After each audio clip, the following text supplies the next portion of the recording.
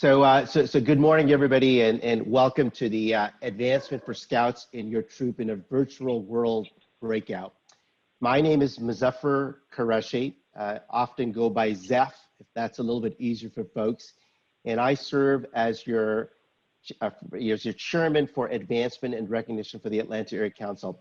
I'm joined today by Martin Verdi, and he's affectionately known as Marty, and Marty serves on our committee as well as our chair.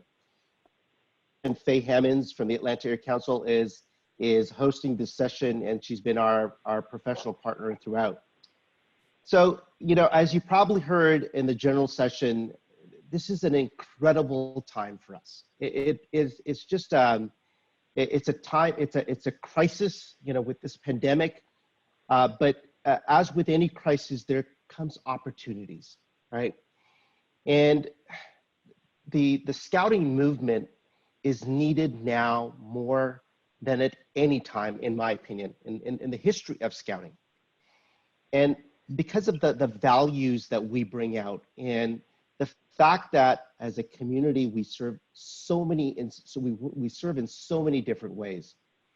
With regards to this pandemic and this new virtual world that we're in, we're not allowed that face-to-face contact. It's become this virtual world. And again, an opportunity has arisen for us. This is the time that we need to take our game to another level, right? We need to push the envelope and get out and meet with our scouts, whether it be Cub Scouting, whether it be, you know, Scouting BSA, it doesn't matter. We need to get out and we need to start meeting with folks. And we thought it was critical for this program kickoff to talk a little bit more about this virtual world. We've got Cub Scouting that Bert Bender's doing on another session. And by the way, all these sessions that we're involved with the program kickoff will be available to you. They're all being recorded and they'll be available to you shortly thereafter. And then from our standpoint, from a Scouts BSA standpoint, we're going to talk about this virtual world. We're going to go through a lot of interesting things, and I think you'll find it quite useful. My message to you as serving as your chair for advancement is that advancement needs to continue. This is the time that we need to do even more than we were doing before, whether it be from a Scouts BSA standpoint, whether it be the board's review that you're doing, the Scout conferences that you're going to be involved with the virtual meetings you're going to be involved with, all the merit badges that can be facilitated during this process. Go out, be proactive, and get it done. This is the time to do it. Take this as an opportunity to get closer to all of those scouts, right? But having said that, and having that in mind, what must be at the forefront as well is youth protection training. YPT is critical. Make sure we follow those things. And as we go through this presentation, as Marty's going to present to you this advancement for Scouts for Scouts troops in a virtual world, I want you to keep that in the forefront as well, is YPT. So without further ado, let me hand it over to Marty. Marty will go through this presentation. We'll have a question and answer session thereafter. So Marty, take it away. All right, thanks, Zeph. So I'm going to go through a 15 slide presentation. It takes about maybe 15, 20 minutes for me to get through this. So what I'd like to do is just go through the slide deck to set the scope for the meeting. If you have questions or comments on any of the slides or anything, we ask that you enter those into the chat window. Faye Hammond is our moderator, and she will keep track of the chat comments. And then once we get through to the end of the slide deck, we'll go ahead and open it up for discussion. And then if there's anything else that's not in the presentation that you want to address regarding advancement, we can talk about that as well. So we'll start off the slide deck, and Zeph and Faye, if there's anything different about the display, please let me know. But right now we're sharing the slide deck. So video conferencing. My first experience with video conferencing when I was a kid, one of my favorite shows was the Thunderbirds, and one of the cool things that they used to do on that show is they would have these virtual video conferences with marionettes, and this was like the future back then. And the cool thing about their video conference was one of these guys is in space, one is at the bottom of the ocean in a submarine, and the other one's a robot. We're not quite there with the robot yet, but this technology has been around for quite a while. And unfortunately, it took this event that's going on in the world right now to kind of force a majority of people not in the business world to start taking advantage of video conferencing. And it seems to be working out fairly well. And here we are today running our meeting this way. To start off here, just when we're talking about teleconferencing and video conferencing, the main resources for online meetings that people are going to, like we're doing today, Zoom. There's also other sources, Google Hangouts, Skype, Free Conference. There's also paid ones that are used in the business world, Microsoft Teams, WebEx. If you have access to those accounts and your company allows you to use those are other options that you can use for video conferencing. And then there's the what I'll call the older technology, which is really some of it is old and some of it's not. Emails, instant messaging, and the telephone. A combination of those can be used as well and be considered teleconferencing with your units. So first thing that we want to address is youth protection rules. They still apply in video conferencing or teleconferencing, just as they would in a face-to-face meeting. We stress too deep leadership. There's actually some paragraphs in the Guide to Safe Scouting regarding personal conferencing, that the meeting should be conducted in view of all adults and youth, and in online communications as well. You have to have that too deep leadership, a registered leader or a parent, and communication using social media must also include. So, one of the things that they don't spell out specifically is the technology we're using, but I think in general, it's addressed, and it would not hurt for everybody to review the Guide to Safe Scouting regarding safety. In this manner, and the link is here. And this presentation, like all the other material, will be available for download if it's not already on the website. Additional considerations that have come up with teleconferencing recently, especially you probably heard of Zoom bombing, where people are gaining access to meetings such as this and displaying inappropriate content, or just interrupting the meeting. You want to start requiring a password for use, or use the waiting room feature to control access if you're the moderator to get into these meetings.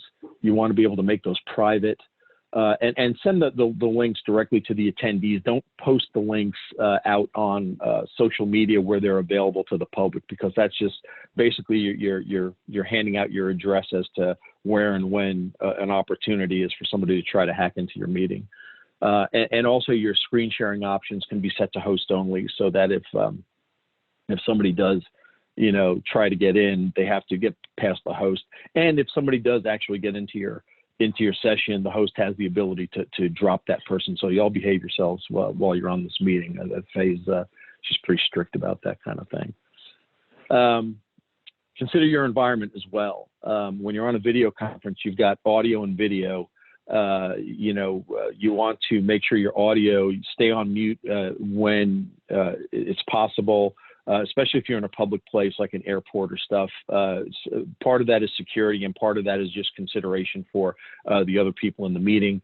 But also with video, you want to consider your background. You can see that some of us have artificial backgrounds in their on their video screen, and some have the ability to blur. You want to take advantage of those when possible, so that you can continue to be a part of the video. Excuse me here, 1 second. I'm just trying to unlock my machine. But in order to be able to do that safely, you just want to know what's behind you. So if you don't have the ability to block your screen, you want to have the ability to at least control the environment, close the door if you're doing presentation. Excuse me 1 second here. I forgot a technical issue. So I think we had left off with talking about, throughout this entire conversation, we always want to keep youth protection and too deep leadership in mind. Yep. And we talked about the additional considerations when teleconferencing. Online versus traditional meetings, in some respects, there's not much of a difference as to our role. We're still facilitators. So we want to be able to, we want to be able to provide that environment. So in this case, we're providing an application to meet instead of a facility. But you still want to run your meetings the way that you ran your meetings before. If you have a scout-led unit, you still want it to be scout-led. You want to be there as not necessarily the person running the meeting. If you normally just stand back and let your SPL do the job, then work with your SPL and enable them to do their job. And again, you're going to see too deep leadership on pretty much all of these slides. We're also planners. You want to schedule a dry run to make sure that the technology works, and hopefully situations that I just ran into about a minute ago are not going to happen during the meeting, but they will. Figure out a plan B. In this case, Zeph was my plan B to jump in there while y'all waited for me to reboot. Conduct your PLCs online as well, and this is an opportunity for you to work out some of these things with your troop leadership. To figure out how they're going to engage their unit, how they're going to engage their patrols, after the meetings or during the meetings. And also, if you have a troop scribe or somebody in the unit that can provide an agenda before your virtual meeting and a follow-up summary after the meeting, it kind of closes the loop on things. This is a good thing to do with a regular traditional meeting anyway. So if it's something that you're doing, continue to do it. If it's something that you're not doing, then it might be something that you want to consider starting. Advancement meetings, for merit badge instruction, there is a list of merit badges that can be completed from home, or at least mostly completed from home. Maybe one or two requirements that require something where you have to go out and do some activity. There is a link at the end of the slide deck to that. There's even more merit badges that can be started online that can be finished later. To note the difference, we've had these discussions in our meetings before, the difference between a merit badge instructor and a merit badge counselor. Every scout should be going through a merit badge counselor for, working on a merit badge, but that doesn't prevent you from having someone else as the instructor at one of your meetings, talking about a subject matter that they're, pretty much a subject matter expert on, to advance the merit badge. Again, we're going to reference too deep leadership, and also a note here that completing, just simply completing the worksheet and emailing it doesn't really constitute a virtual discussion. You want to use interactive video or phone conversation for that, and you can even have an email discussion, but it's just not it's not homework, right? It's not just filling out a piece of paper and turning it in and getting graded on it. So however you facilitate that discussion back and forth with the scout, you want it to be an interactive discussion. Advancement meetings. You may conduct Scoutmaster conferences via video conferencing. If you look at the verbiage of the Guide to Advancement, it says that the Scoutmaster should not, because they prefer that you do these one-on-one, but it does not say that you cannot do that. So, with the new guidelines for COVID-19, obviously you can, they're telling you explicitly you can do this. Just make sure you follow the youth protection guidelines.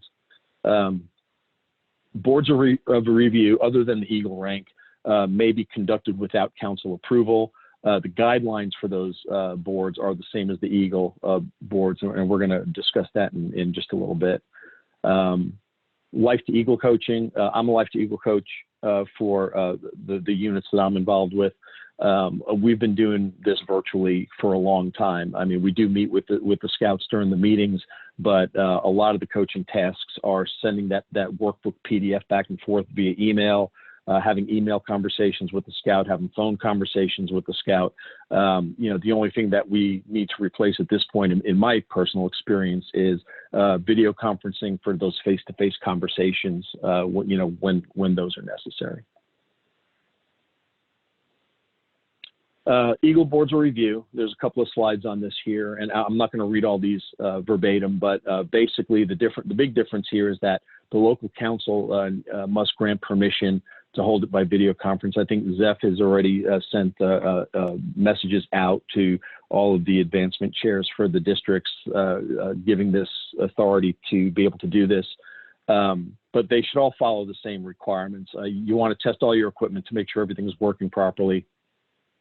It's important to make sure that everyone involved in the process is visible.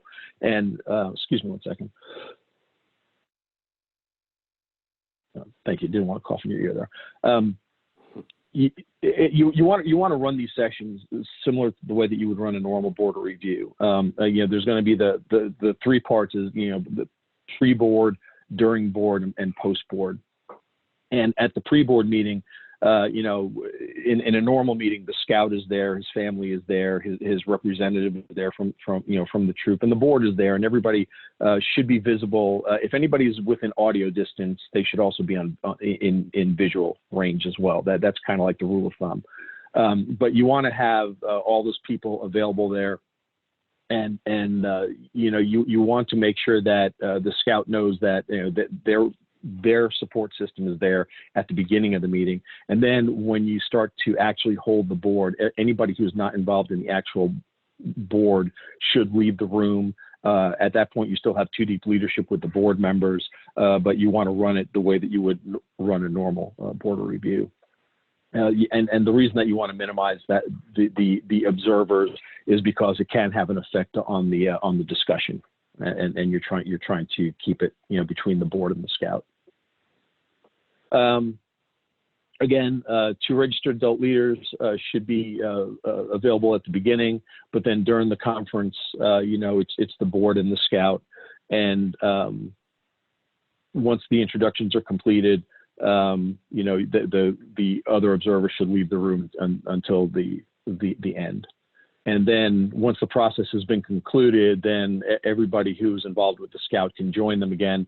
And then the purpose, answer any questions that arose during the board, to join in, congratulations.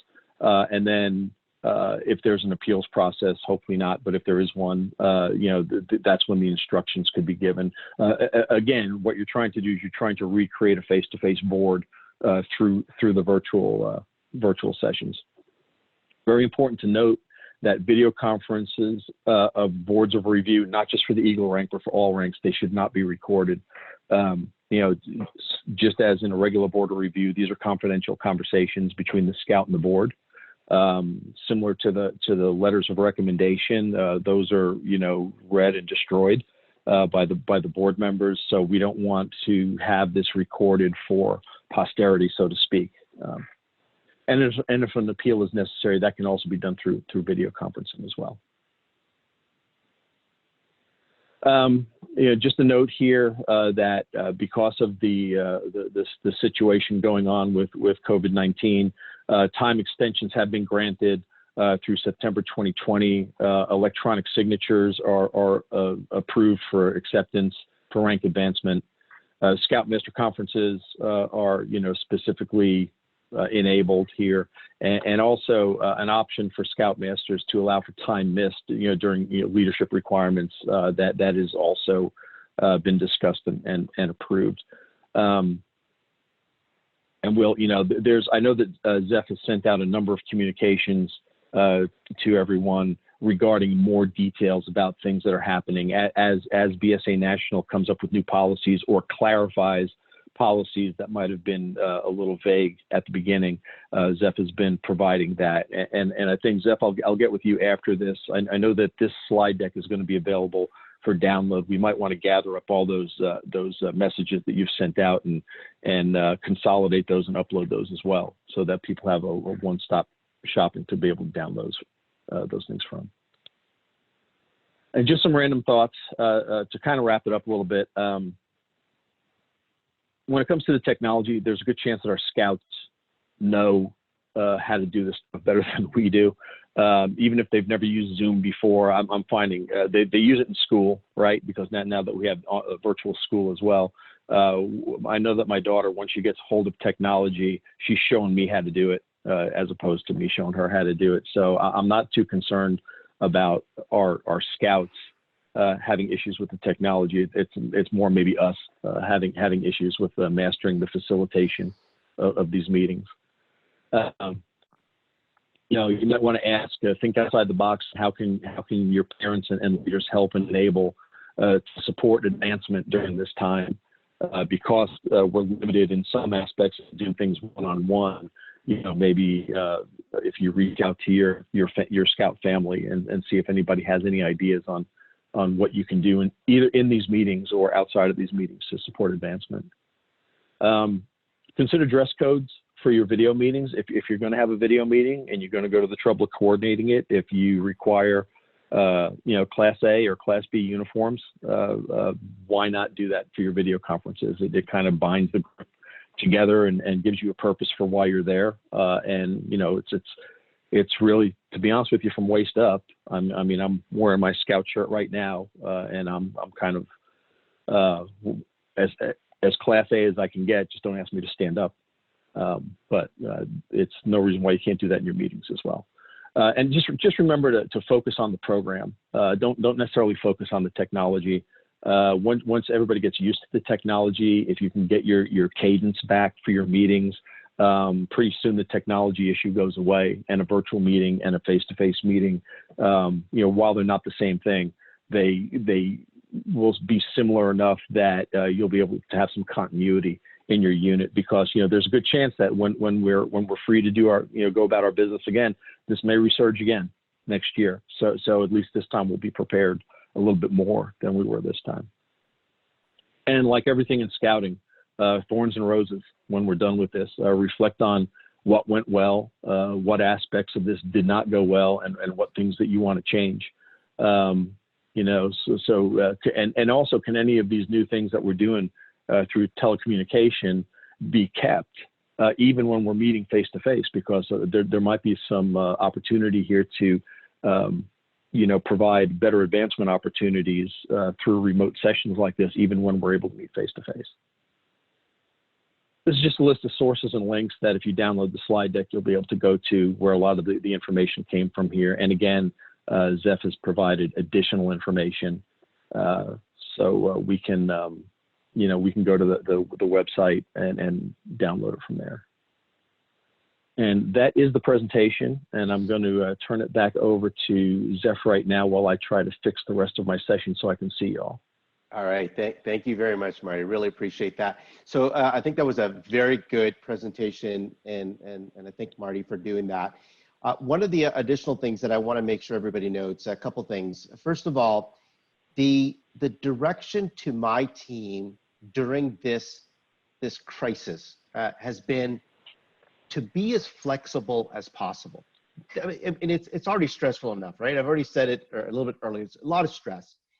Let's try to make this as stress-free as possible, and by being flexible. So as unit leaders come over to our team and ask for certain things, let's find a way to get things done, right? So that's been the mantra right now. Advancement continues, and be as flexible as possible. Two simple things, right? So we've got some parameters that we need to work within, and we're going to do it.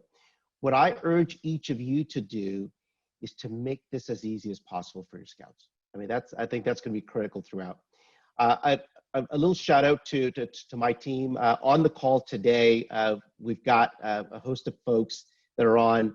We've got Anna McCarthy that's on, who's our Heroism and Meritorious Awards Recognition Chair. We've got David Gerace on as well, and he's our Merit Badge Counselors Chair. We've also got a couple of our district advancement chairs from the Appalachian Trail. We've got John Mitchell on, and we've also got John McCaskill on, who's with our Foothills. These folks are the folks that I communicate with in, it seems like these days, almost on a daily basis, sending out information, and their responsibilities are to support each and every one of you. right? So appreciate all that they're doing for each of you, right? So let me open it up and let's see if there's any questions that have actually come up from the chats. I think Faye's got everybody on mute right now. Might want to take them off mute, but let me throw it over to Faye. Faye, any questions from the chat group? Yes, Zeph, we've had one so far. Suzanne wants to know how we get merit badges to present to the scouts as they earn them. I'm assuming while the scout shop is closed. You know, that's a really good question. I think it's one of these situations where, you know, we conduct the merit badges, you conduct them online, you work first of all at the unit level. If you can get good merit badge counselors that know what they're doing, can you know, perform these sessions virtually, great. And they're doing the things. The council is also providing support. So they've got certain merit badges that are available that you can go to the council website, you can do that. And then once those things are earned, and we're going to do it all virtually, right? It's all, you know, getting electronic signatures and whatever else. I think what we do at this point is we hold, my opinion is we hold those merit badges. We can't go to the scout shop. We can't physically present unless we maybe mail things out, right? I would say right now, let's hold on to those things and let's get to the point where we can eventually hand it over to them physically. That's sort of my thing. And I mean, John McCaskill or John Mitchell, any additional ideas, or even you, Marty? Or actually David Gervais as well, absolutely.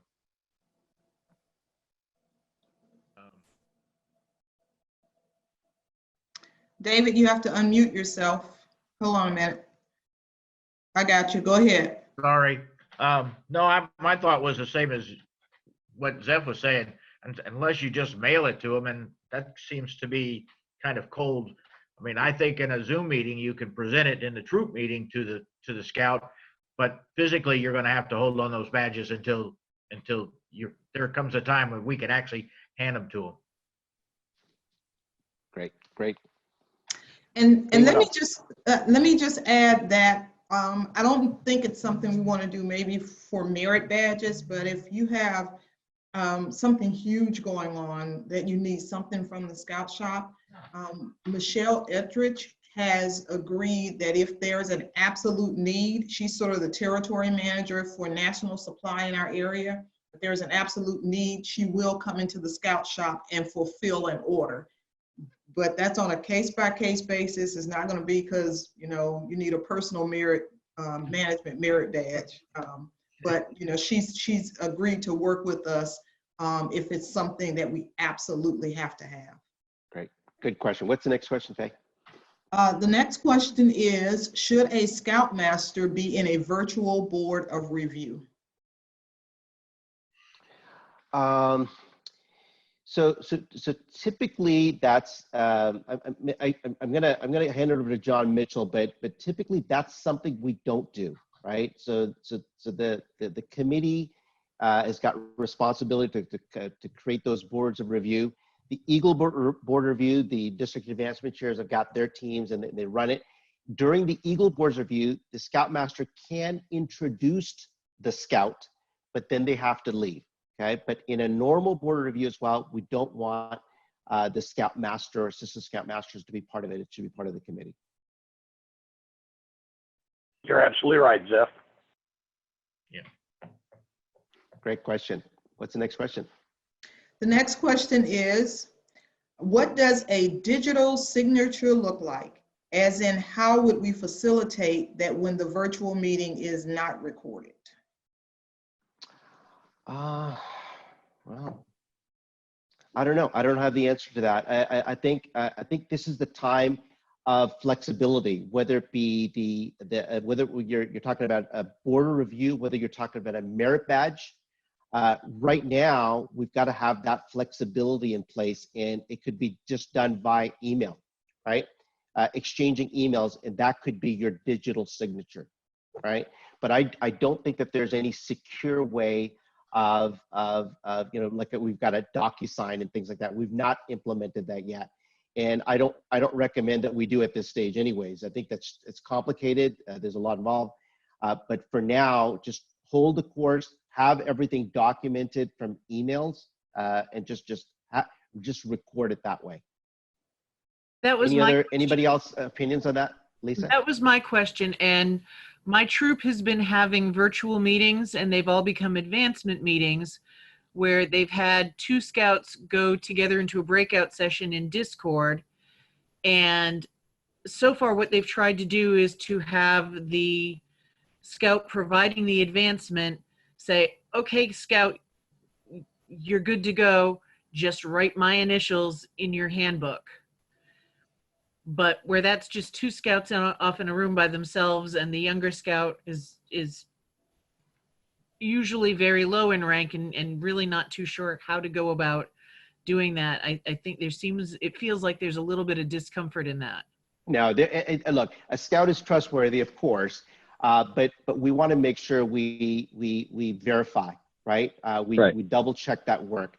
We get involved with it. I would recommend during this virtual time that as many adults are involved, and making sure that we've got YPT in place every single time. Folks, I want to stress this over and over and over again. Whenever you're communicating with a scout in this virtual world, whether it be, this has always been the case, texting, phone calls, emails, right? Virtual conferences, make sure it's 2 deep leadership. Keep that always in mind. But I would recommend, as we're going through this from an advancement standpoint, make sure we have adults involved in that process and that they're recording it in a way that they can reference back later on. But that's a great question, Lisa. Thank you. Yeah. And also, let me just throw in the trust but verify. In 2 situations here. Let's talk about blue cards, and let's talk about what you just talked about, signing off in a handbook. Typically, signing off in a handbook, you're right, 1 scout can sign off, a higher ranked scout can sign off in a lower scout ranks handbook. But how do you do that in a virtual world? Well, my recommendation would be to instruct your scouts that are actually going to be authorized to do these sign-offs, that they should email an adult, obviously the scoutmaster, and maybe even their SPL or the patrol leader, all the people involved, saying, on this date, I signed off requirements, 1A, B, C to C, D for this scout for this rank, and use that email as the artifact to at least temporarily say, this is my signature. And then later on, when we can all meet together, if there's somebody that can just coordinate following up on those emails and then getting those signatures in the book. As far as blue cards go, I know that there's some questions about blue cards here. I have found on another council site a virtual blue card that's basically a PDF form that you can fill out, and it has all the fields that you type in the name, and it fills it all out where it needs to be.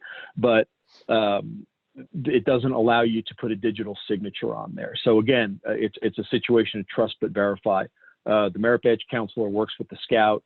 The merit badge counselor authorizes that certain parts of the card be filled out, and when it's complete, the scout emails that virtual blue card, which is a PDF document, to the scoutmaster.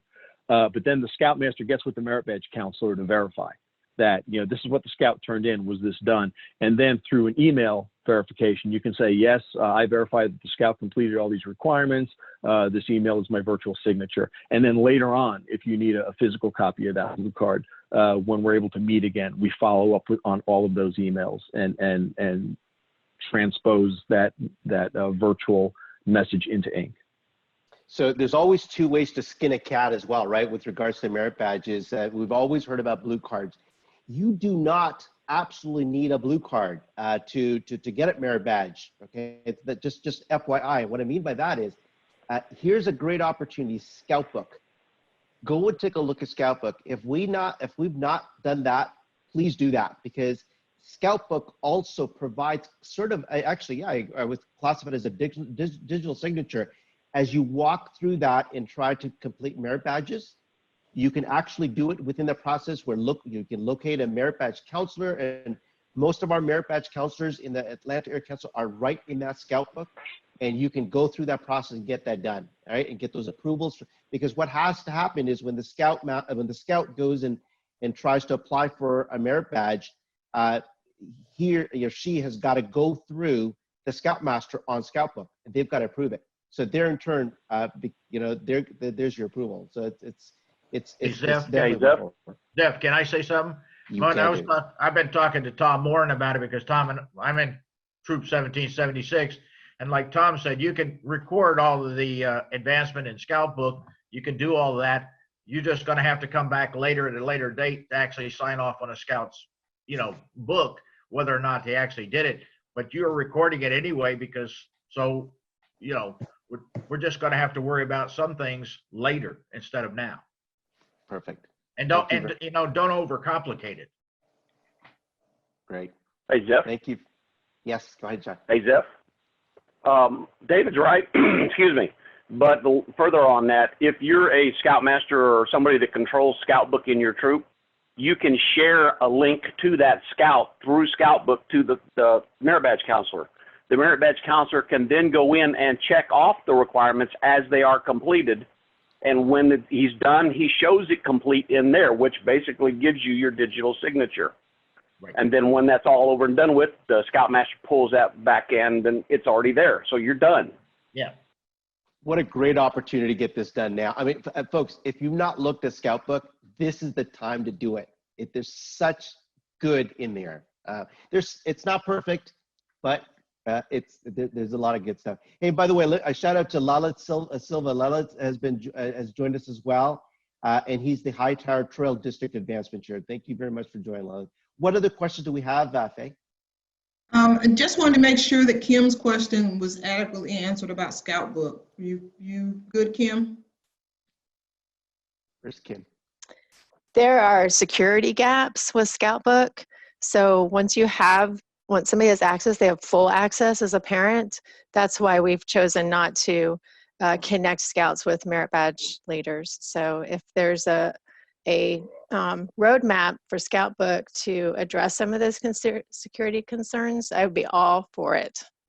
Okay, Kim, that's a great point. I don't have the answer to that, but I know we've got a couple of different folks at the Atlanta Area Council who actually sit on the National Scout Book Committee. And it's Graham Payne and I believe it's Craig Fissick, and they're doing a breakout session now. Don't give up on Scout Book. They're improving it every single day, okay? And from an advancement standpoint, Scout Book works. Let's see if we can fix those security issues, but I highly recommend that you probably communicate with them. They've got a recorded session, so be aware of that. Great question though, great point. Thank you. Zeb, that's a good answer. So we elected to not to do where Kim is from Troop 15. We had to find a way to limit parents, put in advancements on the Scout Book. We need to limit that.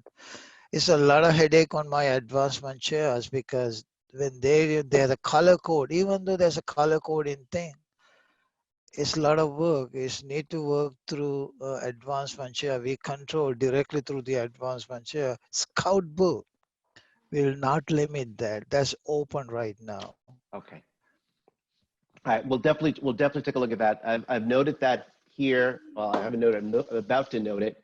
But let me see if we can get some more answers and clarity on that. Thank you very much. What's the next question, Faye? The next question is, does the council publicize merit badges being instructed online? And if so, where can I find them? Jason Baldridge has already posted an answer to that. But if you want to take a moment just to talk about the online Merit Badge University. Okay, so as far as the council's concerned, the council's posted some, actually many merit badges you can complete online. Okay, that's a fact. Okay, there's certain ones that most likely could be Eagle required merit badges. It could be other merit badges where you just can't do it. You just take a look at the requirements and say you can't do that. But I believe that most merit badges can be done online. Okay. The council itself has offered up some merit badges that we're doing now. I believe it's 7 total. So that's available. Faye, do you have that number? I can't remember what the it looks like 7. So salesmanship, citizenship in the nation, which by the way is full, personal management, which is full, environmental science, mammal study, emergency preparedness, and communications. Wow. Okay. So those are just ones that we've offered. Okay. There's a lot more that you can do at the unit level as long as you get a really good merit badge counselors to do it. And by the way, Zeph, there's also links there to other councils who are providing online merit badge experiences. Okay.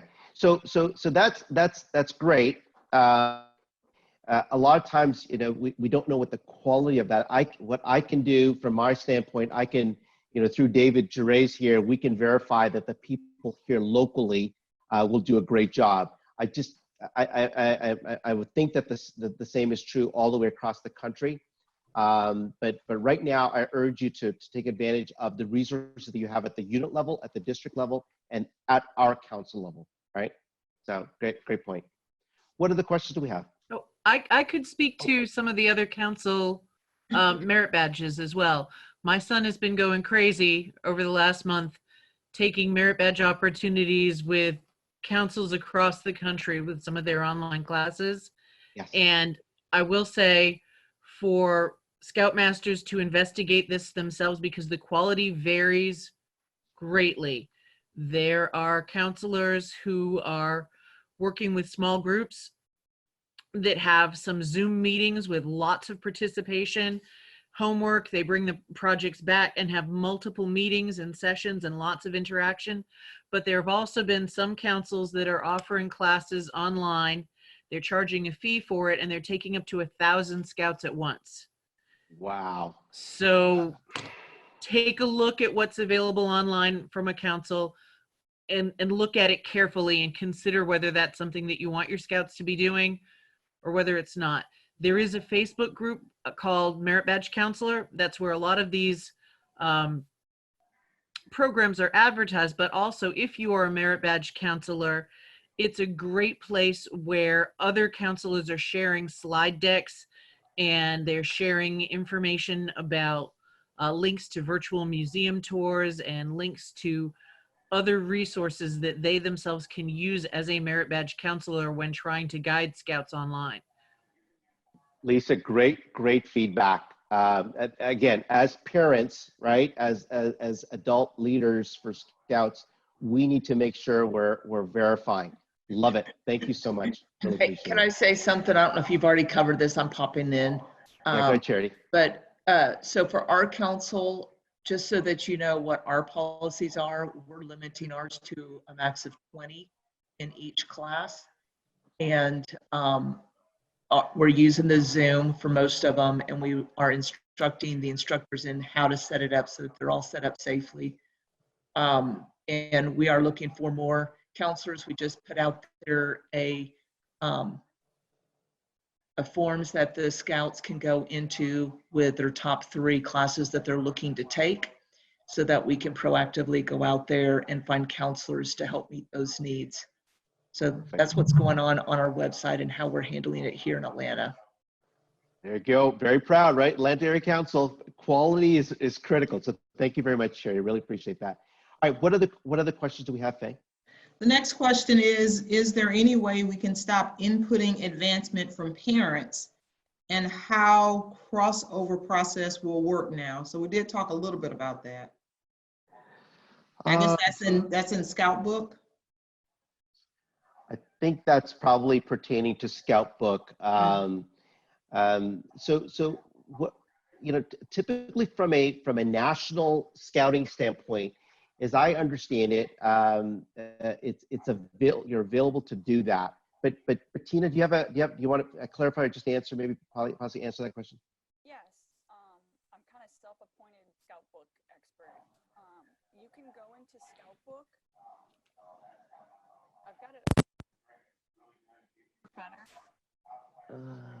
Can't hear you. Okay, sorry, I didn't realize like this worked on my headphones. I'm kind of a self-appointed Scout Book expert. You can go into Scout Book and under your unit, go under the Connections Manager. If you click on a parent's name, a small little window will pop up and you can remove or add their authority in there. and set their permissions manually. That's perfect.